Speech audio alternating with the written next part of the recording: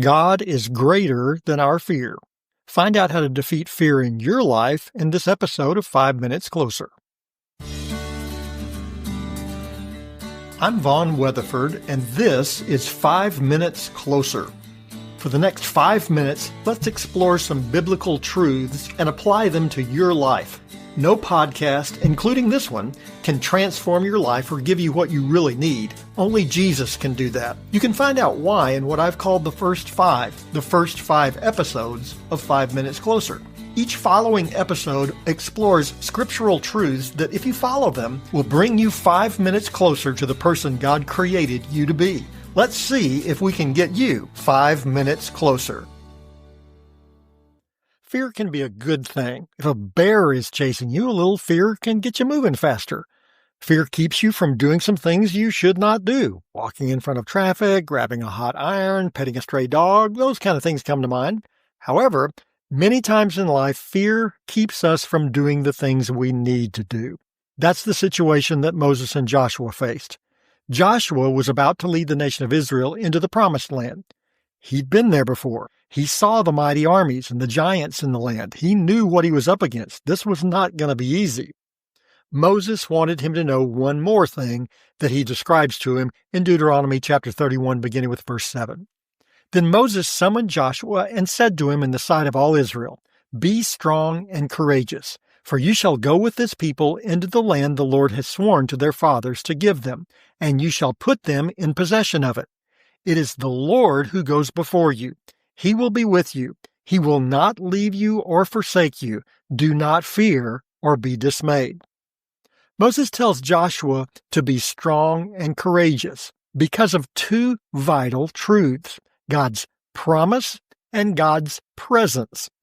Joshua knew the promise of God. Moses had given God's promise to the people of Israel on multiple occasions. God would lead them into the Promised Land.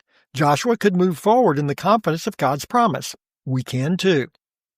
When I was in high school, I pulled my Volkswagen Beetle into the high school parking lot and immediately smelled gasoline.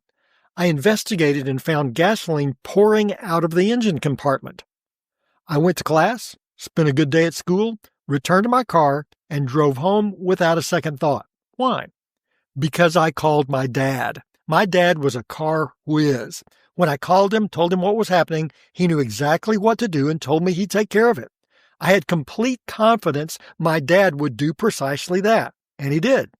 We can have complete confidence that God will do what he's promised to do. Always. What you're facing today may be a minor inconvenience or a fearsome tragedy. God has promised he will take care of you, that he won't forsake you. You can live in the confidence of God's promise. But that's not all. Not only do we have the promise of God, we can live in the confidence of God's presence. God made a promise and kept it. He would go before Joshua to prepare the way. At the same time, he would be with Joshua as he led the people forward.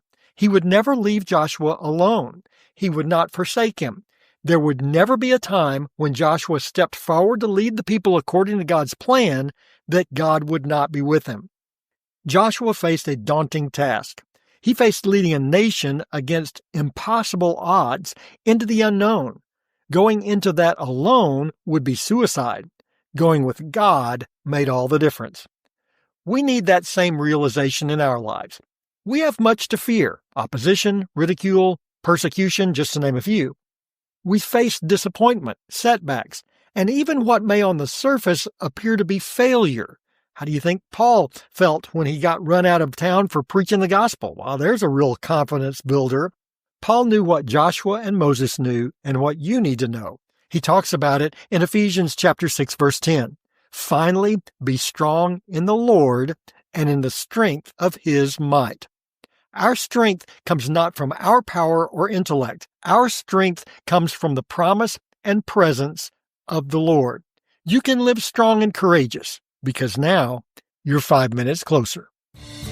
My prayer is that these 5 minutes have challenged you, inspired you, and caused you to consider applying God's message for your life from His Word. To find out more, visit our website at 5minutescloser.com.